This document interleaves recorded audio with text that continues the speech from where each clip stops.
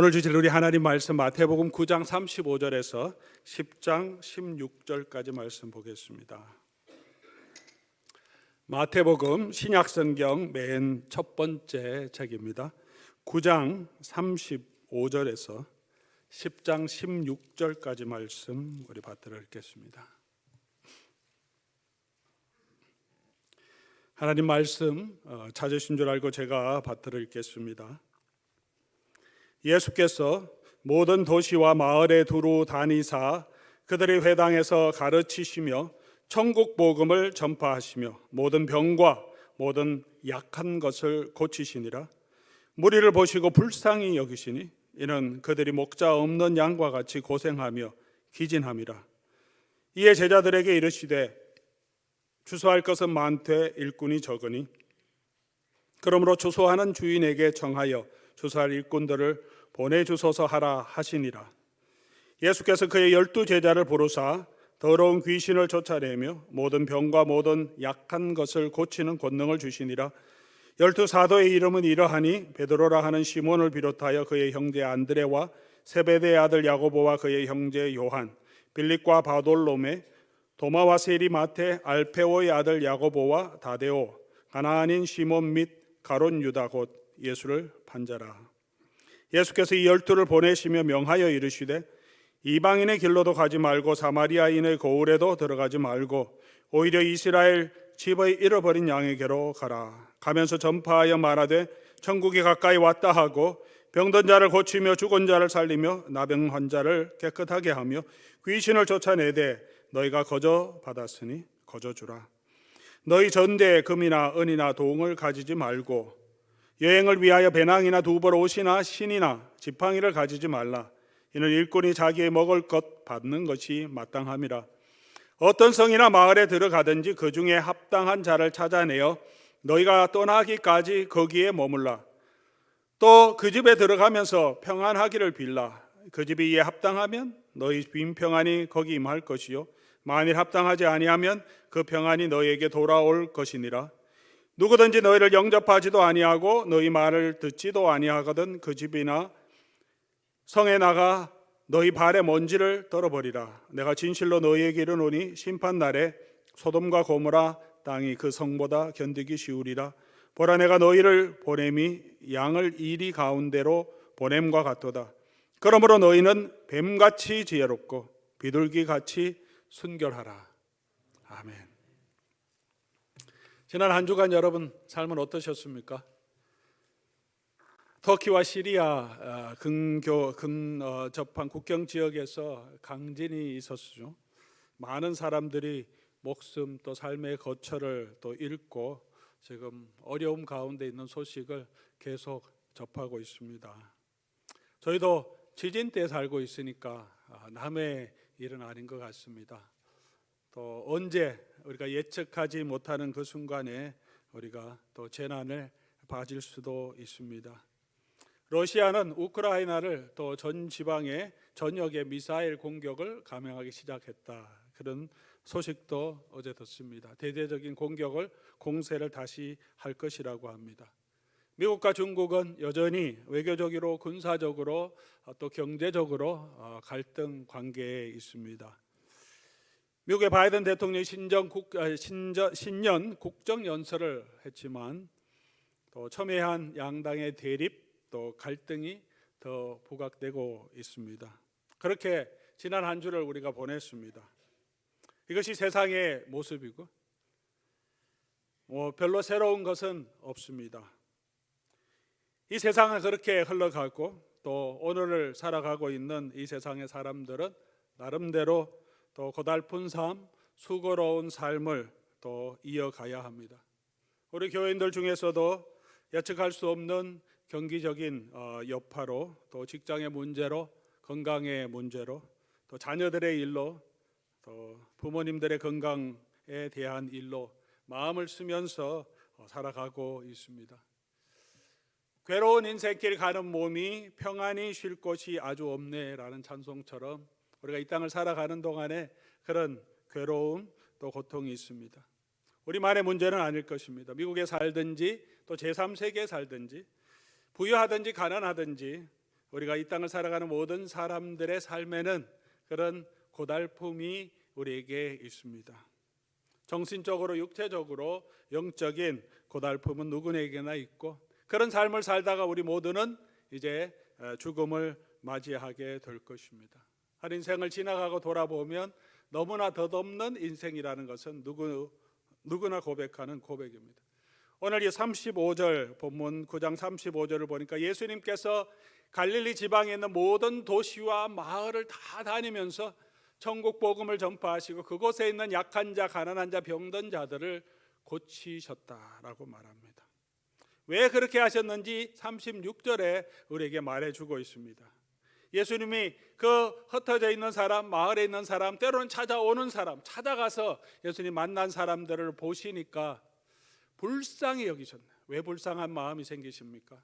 목자 없는 양같이 다니고 고생하며 기진함이라. 고생하며 기진함이라.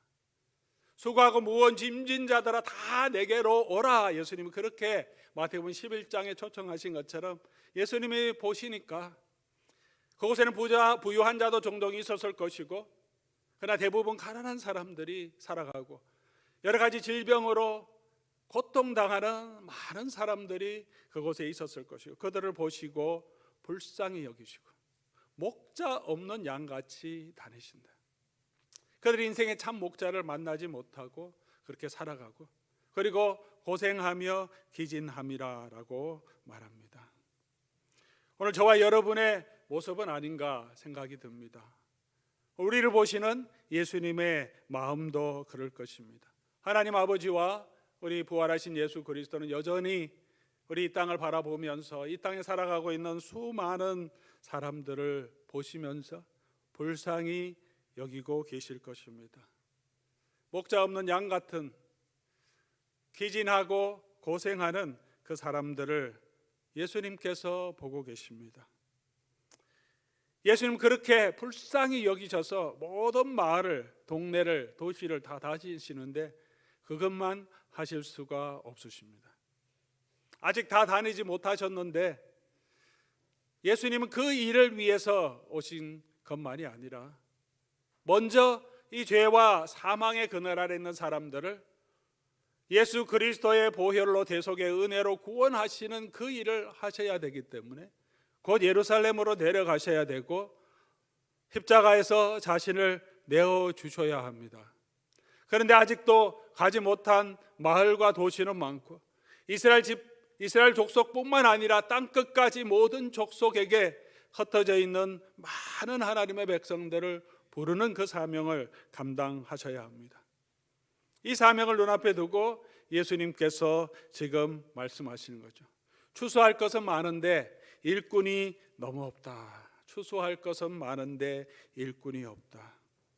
오늘 우리가 먼저 생각해 보려고 하는 귀한 주제는 우리에게도 추수할 일꾼들이 많이 필요하다는 것입니다. 오늘도 추수할 것은 많은데 일꾼이 많이 부족합니다. 요즘은 사역자를 찾기가 너무 힘듭니다. 1세 사역자는 그래도 좀 낫지만 2세 교육부 EM을 담당하는 사역자를 찾기는 교회마다 너무 힘들어요. 주변에는 큰 교회도 사역자를 찾기 위해서 너무나 있습니다. 많은 2세들이 교회를 다 가지도 않고 또 교회 가더라도 복음을 위해서 희생하려고 하는, 또 헌신하려고 하는 많은 사역자들이 없기 때문에 그렇습니다. 교회 안에도 더 많은 일꾼들이 필요합니다. 우리 교회를 섬기고 함께 하나님의 나라를 위해서 봉사하고 섬기고 주의를 감당할 일꾼들이 많이 필요합니다. 수고하고 애쓰려고 하는 마음들이 점점 적어지기 때문에 그렇습니다. 우리 주변에도, 여러분 주변에 만나는 많은 분들 중에 낙심하여 교회에 나오지 않는 분들이 얼마나 많이 계십니까? 아마 아는 분들 중에서 아마 여럿 계실 겁니다. 처음 만난 사람들도 만나서 조금 얘기하다 보면 나 옛날에 교회 다녔다고, 요즘은 교회 안 간다고 하시는 분이 꽤 많이 있습니다. 누가 이들에게 가야 합니까? 추수할 일꾼들은 부족한데 추수할 것은 너무 많습니다.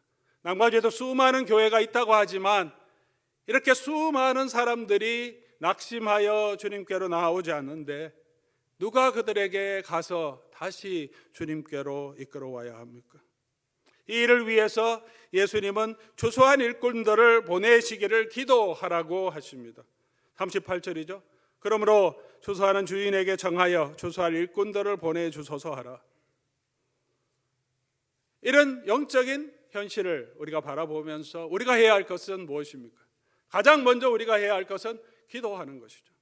하나님께서 함께 해 주셔야 하기 때문에 기도해야 합니다. 다음 세대를 일으키는 귀한 일꾼들을 세워주시도록 기도해야 합니다. 세계 선교를 감당할 많은 사람들이 일어날 수 있도록 기도해야 합니다. 교회가 이를 감당할 수 있도록 우리가 기도해야 합니다. 믿지 않다가 낙심한 자들, 믿다가 또 믿지 않는 자들, 믿다가 낙심한 자들 다시 교회로 그리스도로 초청하기 위해서 우리가 이제 행복 나눔 초청 잔치라고 하는 잔치를 우리 한번 하려고 합니다. 하나의 작은 행사이긴 하지만 이 계기를 통해서 우리가 같은 마음으로 또 잃어버린 영혼들을 향한 마음을 회복하고 한 행사로 끝나는 것이 아니라 계속해서 우리 주변에 있는 사람들을 주께로 이끌어가는 그런 전도, 선교의 마음을 가지는 교회로 세워가려고 합니다. 이를 위해서 우리 가장 먼저 해야 될 것이 무엇이겠습니까? 기도하는 거죠. 계획하면서부터 저는 계속 기도하고 있습니다. 장로님들과 함께 또 이 계획을 계속 이야기하고 또 나누면서 우리가 기도하고 있습니다. 사역위원장들과 포도원 지기들과 같이 나누며 우리 같이 기도하자고 하고 있습니다. 사랑하는 교회 여러분, 우리 함께 기도하면 좋겠습니다. 이 일을 통하여서 잃어버린 영혼들이 우리가 초청하는 모든 사람들의 대상자들이 다는 못 오겠죠.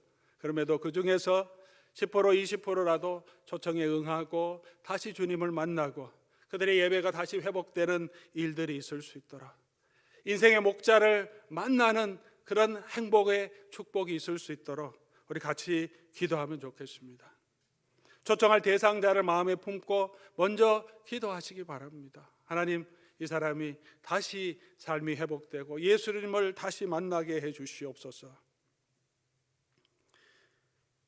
기도만 하는 것이 아니라 예수님께서 부르시고 또 보내시는 그 일에 우리가 또 순종해야 합니다. 오늘 본문을 보니까 예수님께서 제자들에게 기도하라고 하셨는데 기도만 하라고 하시는 것이 아닙니다. 10장 1절 보니까 어떻게 합니까?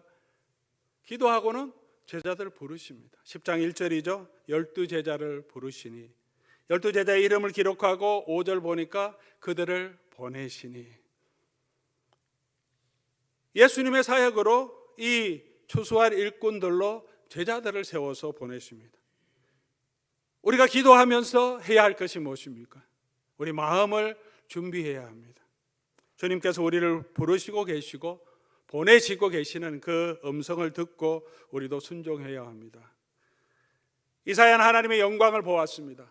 무너져가는 이스라엘 나라를 보면서 낙심하여 엎드려 좌절하고 있는데 하나님께서 하늘을 열어주시고 하늘의 보좌를 보게 하시고 하늘에 있는 제단에 있는 숯불로 그 입술을 정하게 해주십니다. 하나님께서 말씀하십니다. 내가 누구를 보내며 누가 우리를 위해 갈꼬 하시니 바로 그때 이사야가 바로 대답합니다. 내가 여기 있사오니 나를 보내소서.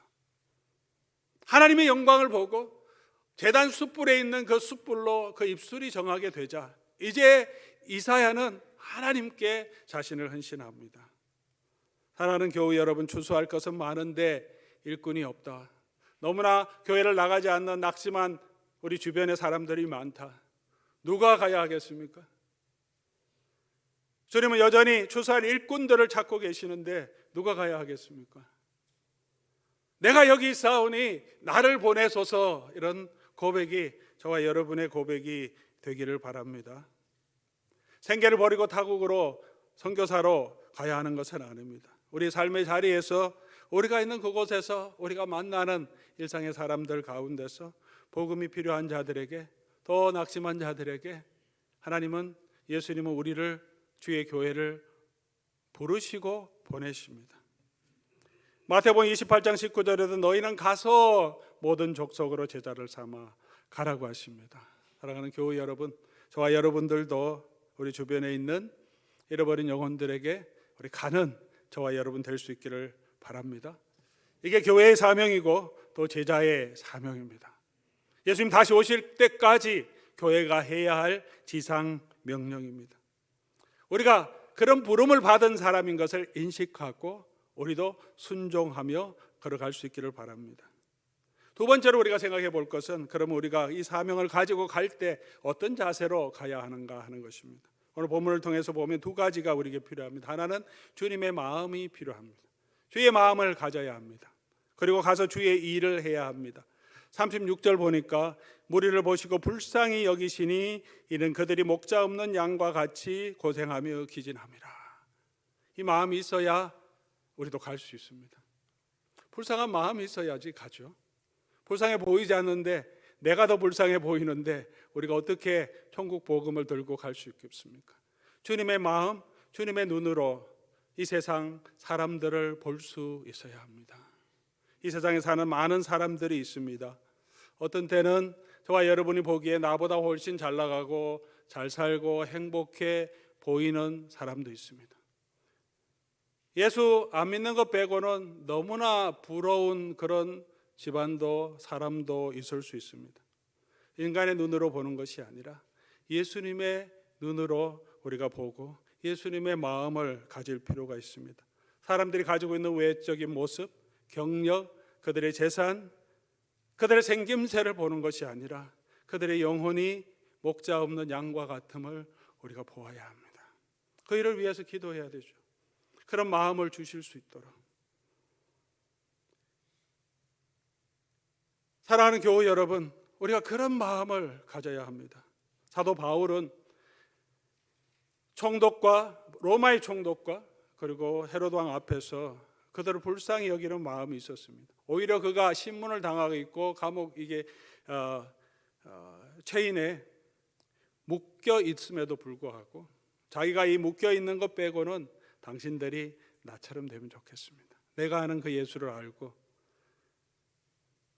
이 세상이 끝이 아니라 하나님의 나라가 있음을 알고 부활의 능력을 알고 그 소망과 그 기쁨을 가지고 당신들도 그 소망을 누렸으면 좋겠다. 그런 마음을 가지고 있었습니다. 사람이 알지 못하고 깨닫지 못하는 것뿐입니다. 모든 사람은 다 영적인 고뇌를 가지고 있습니다. 잘 사는 것 같아도 모든 사람에게는 그런 하나님만 채울 수 있는 그런 빈 공간이 있다. 그렇게 파스칼은 말하지 않습니까? 그런 영적인 갈망이 있습니다. 그 마음을 보아야 합니다. 수고하고 무거운 괴로움이 다 모두에게 있습니다. 사랑하는 교우 여러분, 그들에게 가장 필요한 것은 예수 그리스도의 복음입니다. 우리가 사람을 보면, 우리 인간의 눈으로 사람을 보면, 특별히 믿지 않는 사람들, 또 낙심한 사람들을 이렇게 가서 얘기하다 보면 불쌍하기보다는 열받을 때가 더 많이 있죠. 교회가 뭐 다 잘못하는 것도 아닌데 꼭 못하는 거 몇 가지만 가지고 지적하지 않습니까? 뭐 그게 전부인 것처럼 교회 사람 다 그렇다고, 목사들 다 그렇다고. 그런 사람 몇 명 있겠지만 대부분 목사들이 그렇지 않고 대부분 성도들이 그렇지 않지 않습니까? 그런데 그것만 가지고, 자기 상처가 있는 거 그것만 가지고 억울해합니다. 그런 이야기를 들으면 열받습니다.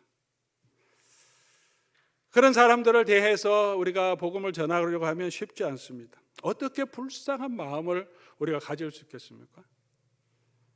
사람을 보는 것이 아니라, 그 사람을 보는 것이 아니라 우리 자신을 보면 우리가 불쌍한 마음을 가질 수 있습니다. 나 같은 죄인을 살려주신, 나 같은 사람도 하나님께서 받아주시고 용서해 주시고 오래 참으시고 하나님의 구원을 베풀어 주셨는데, 나를 위해 당신의 아들 독생자를 아끼지 아니하시고 십자가에서 내가 받아야 할 그 저주를 예수님께 담당시키시고, 오늘 우리 찬송처럼 하나님 여전히 사랑의 눈길로 나를 보고 계신데, 내가 그런 사랑을 받았는데, 내가 그런 사랑을 받은 사람이라면 저 사람도 하나님을 사랑하실 것이라는 내 사랑을 알게 될 때, 내가 어떤 은혜를 받았는지 알게 될 때 우리가 불쌍한 마음을 갖게 됩니다. 우리를 먼저 보고, 그리고 우리를 구원하신 그 예수 그리스도를 보아야 합니다. 그러므로 주의 일을 하기 위해서, 특별히 전도와 선교 일을 하기 위해서는 우리 하나님의 은혜를 계속해서 묵상해야 합니다. 제자들이 가서 무엇을 해야 합니까? 예수님이 해야 하는 일을 하라고 합니다. 35절에 예수님이 하신 일이 뭡니까? 천국 복음을 선포하고 모든 병과 약한 것을 고쳐주셨습니다. 6절 7절 말씀에, 10장 6절 7절 말씀에 예수님이 제자들을 보내시면서 하라고 하신 말씀이 뭡니까? 잃어버린 양에게로 가서 전파하여 말하되 천국이 가까웠다 하라. 그리고 병든 자를 고치고 죽은 자를 살리고 나병 환자를 깨끗하게 하고 귀신을 쫓아내며 거저 받았으니 거저 주라. 예수님이 하신 그대로 그 일을 하라고 하는 거죠. 우리가 가서 무엇을 해야 합니까? 천국 복음을 선포해야 합니다. 예수님의 증인이 되어야 합니다. 예수님이 증인이 되는 일이 뭡니까? 내가 받은 은혜를, 나를 구원해 주신 그 은혜를, 내가 만난 예수님을 나누는 거죠. 나는 이런 은혜를 받았다. 내가 이렇게 부족하지만 예수님께서 내게 이런 은혜를 베풀어 주셨다. 내 삶이 고난 가운데 있지만 여전히 부활에 대한 소망이 내게 있다. 이런 어려움과 이런 질병 가운데 있지만 그럼에도 불구하고 나와 함께 하시는 예수 그리스도로 인하여 오늘도 내가 살 수 있다. 누구에게든지 우리가 연약하더라도, 가진 것이 없더라도, 병중에 있더라도 우리가 만난 예수님, 우리 구원의 주님을 증거할 수 있습니다. 그것이 천국 복음이죠. 그리고 예수님이 하신 그 일을 우리가 해야 합니다. 병든 자, 고통 가운데 있는 자를 치유하고 회복하시는 일이죠. 그렇게 사람들을 돕고 섬기고 치유하고 회복하는 그 일을 예수님이 하셨고 우리 교회를 통하여, 성도를 통하여 하게 하십니다. 예수님의 능력으로 이 일을 할 수 있습니다. 예수님은 당신의 권능을 제자들에게 주셨습니다. 제자들의 힘으로가 아니고, 저와 여러분의 힘으로가 아니라, 우리의 선한 의지가 아니라 우리에게 주시는 주의 능력으로 할 수 있습니다. 예수님 말씀으로 다 치유하셨습니다. 내가 원하노니 깨끗함을 받으라 치유하셨습니다. 제자들은 어떻게 치유합니까? 나사렛 예수 그리스도의 이름으로 명하노니. 예수 그리스도의 이름으로 그들은 나갑니다. 베드로가 무슨 능력이 있습니까? 바울이 무슨 능력이 있습니까? 저와 여러분과 성정이 똑같은 사람이죠. 예수의 이름으로 나갔습니다. 사랑하는 교우 여러분, 그렇게 주님의 마음으로 주의 능력 의지하며 걸어가는, 예수님의 부름에 순종하는 저와 여러분 될 수 있기를 바랍니다. 그럼 어떻게 우리가 초청해야 하나? 어떻게 전도해야 하는가? 특별히 오늘 우리가 초청 잔치를 앞두고 있기 때문에 오늘 이 말씀을 근거로 해서 10장의 전반부에 나온 이 말씀을 근거로 통해서 우리가 사람들을 초청할 때 우리가 어떻게 하면 좋을지 이 말씀을 근거로 몇 가지 구체적인 방법 또 자세를 살펴보려고 합니다. 첫 번째로 6절 말씀 보니까 이스라엘 집에 잃어버린 양에게로 가라고 하십니다. 그래서 오늘 설교 주제를 잃어버린 양에게로 가라. 우리 주변에 잃어버린 양들이 많이 있습니다. 저도 늘 우리 교회에 오시다가 또 안 오시는 많은 성도님들 위해서 거의 매일 아침 새벽마다 기도합니다. 잃어버린 양들을 위해서. 여러분 주변에도 많은 분들이 있습니다. 우리가 땅끝까지 복음을 증거해야 합니다. 그러나 우리 주변에 있는 잃어버린 양들에게 먼저 가라고 하십니다. 누가 가야 하겠습니까?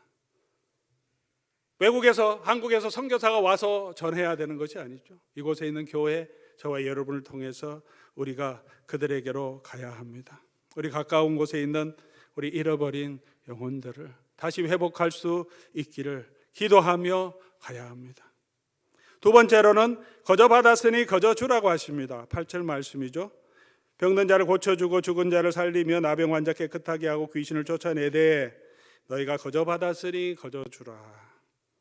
우리가 받은 구원, 하나님의 사랑과 은혜 거저 받은 것입니다. 우리가 가지고 있는 소망도 거저 받은 것입니다. 우리가 그리스도 안에 있는 기쁨이 있다면 그것도 거저 받은 것입니다. 예수 그리스도를 하나님께서는 은혜로 우리에게 주셨습니다. 성령도 우리에게 거저 주셨습니다. 거저 받았으니 거저 주는 마음으로 우리가 가라고 합니다. 우리가 받은 모든 것들이, 심지어 우리의 재물도 우리의 건강도 하나님은 우리에게 은혜로 주신 것이니 우리가 사람들을 향해 섬기러 나갈 때, 초청할 때 아낌없이 거저 주는 마음으로 그들을 섬기고 치유하고 돌보라고 하시는 거죠. 그 사람을 바라보지 말고 내게 주신 그 은혜를 바라보고 저와 여러분이 우리 불쌍히 여기면서 섬길 수 있기를 바랍니다. 예수님 우리를 향하여 오래 참으셨지 않습니까? 우리도 그래서 오래 참고, 예수님 우리를 향하여 여전히 온유하시지 않습니까? 우리도 그 사람들을 향하여 온유하고, 무례히 행치 않는 것, 자랑하지 않고 자기의 유익을 굳지 않는 것, 우리도 그런 그리스도의 사랑을 가지고 우리 잃어버린 영혼들에게 갈 수 있기를 바랍니다. 우리가 모든 것이 거저 받은 것이니 우리 마음속에 품고 있는 우리 초청 대상자 VIP들이 있다면 우리가 그들을 기쁨으로 우리가 섬겨야 합니다. 밥도 사고, 요즘 아이스 아메리카노 한국 사람 좋아한다는데 아이스 아메리카노도 사고 라떼도 사고 섬기고 필요한 것들 도우면서 거저 받은 그 은혜를 거저 주는 마음으로 우리가 가라고 합니다. 세 번째로 어떻게 될까 걱정하지 말고 가라고 하시죠. 9절에서 10절이죠. 전대, 금, 은, 동 가지고 여행하지 말고, 옷도 하나 더 챙기지 말고, 어디에 잘까 걱정하지 말라는 거죠. 무엇을 먹을까 무엇을 마실까 걱정하지 말고 하나님께 맡기고 그냥 순종해서 가라고 하시는 거죠. 걱정하지 말라. 우리가 복음을 전가할 때도 마찬가지입니다. 걱정하지 말라. 내가 이거 신경 쓰다가 내가 중요한 일 놓치면 어떻게 되냐 걱정하지 말라. 뭘 먹고 마실까 걱정하지 말라. 이 사람이 복음을 받아들이지 않으면 어떡할까, 오히려 관계가 더 악화되면 어떡할까 걱정하지 말라. 주님께 맡기라. 걱정하지 말고 필요한 것을 공급해 주시는 주님을 바라보고 가라. 때로는 우리 복음을, 우리의 마음을 받아두지 않고 배척하는 사람도 있고 박해하는 사람도 있다고 말씀하시죠. 그때 하나님께서 함께 하시고 너희가 해야 할 말을 성령께서 주시겠다고 약속해 주셨습니다.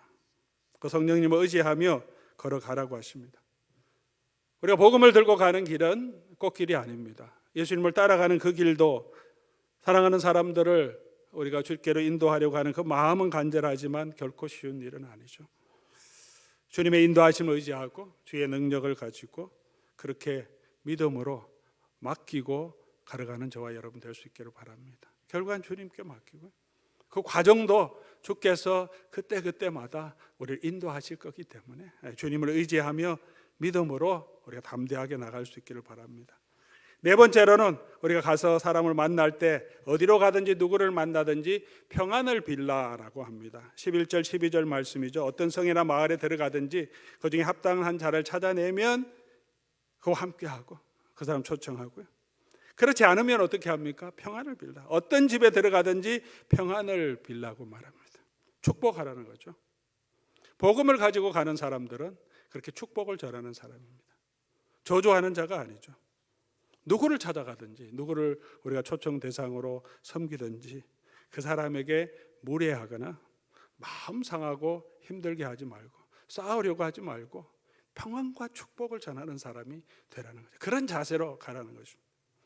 내 말 안 들으면 밥 안 해줄 거야 이런 식으로 초청하지 말고, 결단 난다 이렇게 협박하지 말고 축복해 주는 거죠.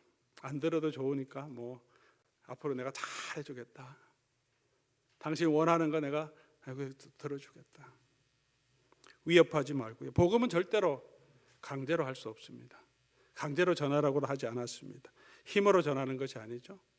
예수님이 잡혀가실 때 칼을 들어 대적하려는 베드로에게 예수님이 말씀하시죠. 검으로 흥한 나라는 검으로 망한다. 하나님의 나라는 검으로 세우는 것이 아닙니다. 힘으로, 정치적인 파워로 세워가는 것이 결코 아니죠.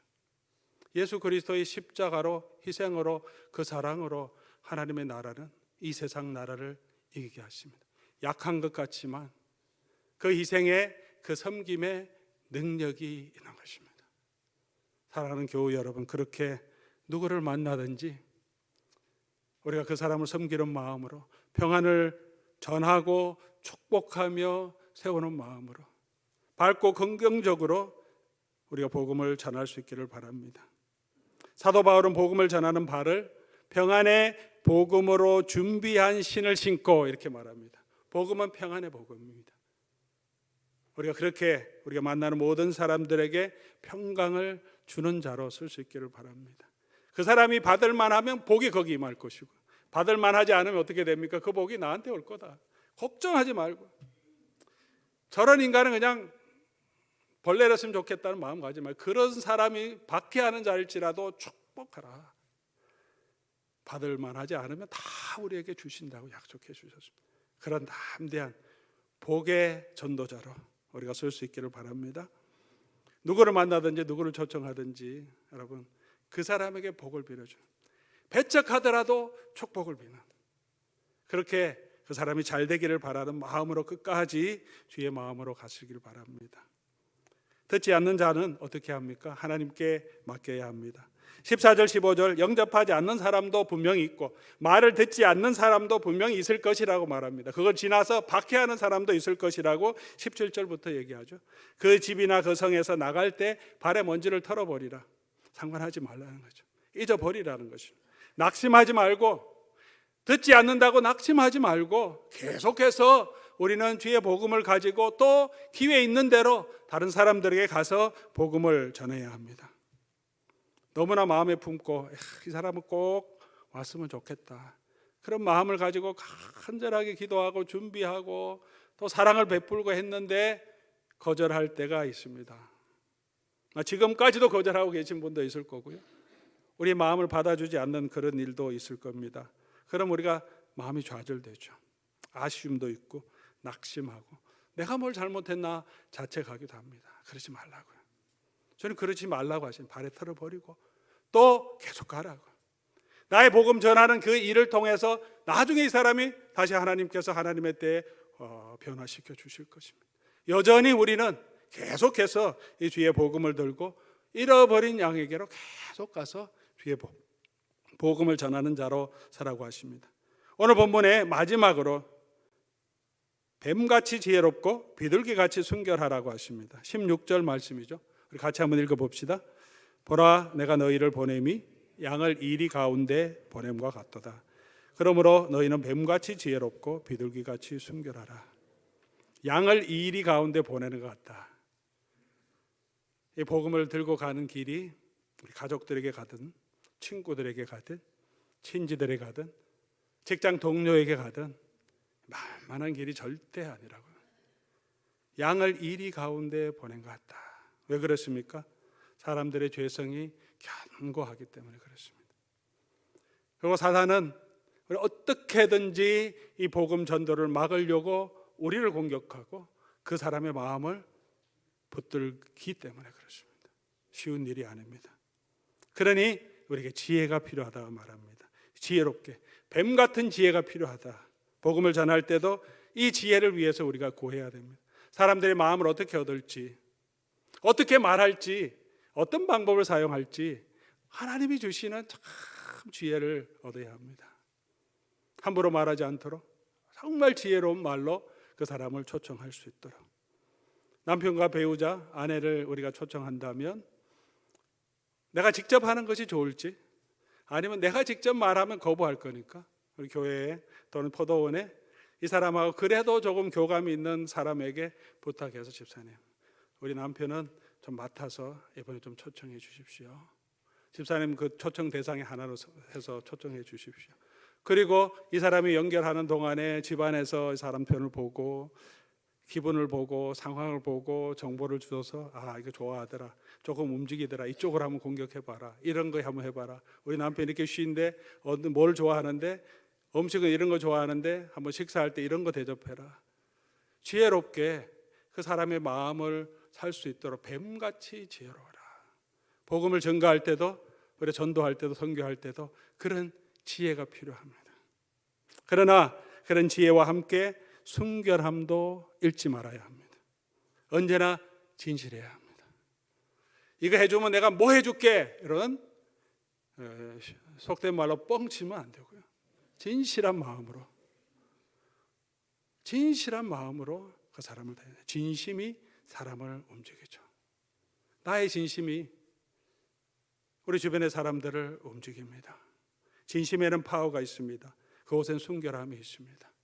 그러니까 뱀같이 지혜롭게, 진심이 있다고 무식하게 가는 것이 아니라 지혜를 구하고 지혜를 다 강구하고, 그러나 우리의 순수한 마음으로 우리 잃어버린 영혼들을 향해서 갈 때, 추수하는 분은 누구십니까? 하나님이시죠. 하나님께서 우리를 통해서 하나님의 일을 이루어 가실 것입니다. 한번 행사로 끝나는 것이 아니라 그런 우리의 마음, 그런 선교적인 마음, 전도하는 자세를 가지고 계속해서 저와 여러분은 이 땅 끝까지 가야 합니다. 우리가 힘이 없어 침대에 누워 있더라도 여전히 나를 찾아와서 위로하는 그 사람에게 우리가 복음을 전가할 수 있습니다. 하나님의 나라를 선포할 수 있습니다. 당신도 내가 믿는 예수님 믿고 내가 고통 가운데 있지만 내가 가진 이 부활의 소망을 가지고 있으면 좋겠다고 우리가 예수를 전가할 수 있습니다. 여전히 잃어버린 영혼들을, 나를 돌보는 간호사들을, 의사들에게 복음을 전가할 수 있습니다. 많은 사람들이 그렇게 죽어가는 그 영혼들을 보면서, 그 사람들이 가진 믿음을 보면서 이 의료진들도 많은 깨달음을 가집니다. 참 인생은 다 넘어가는 건데 저 믿음은 너무 귀하다. 언제 어디서나 우리를 전하는 것이 아니라 우리 안에 있는 그 예수 그리스도를 전할 수 있습니다.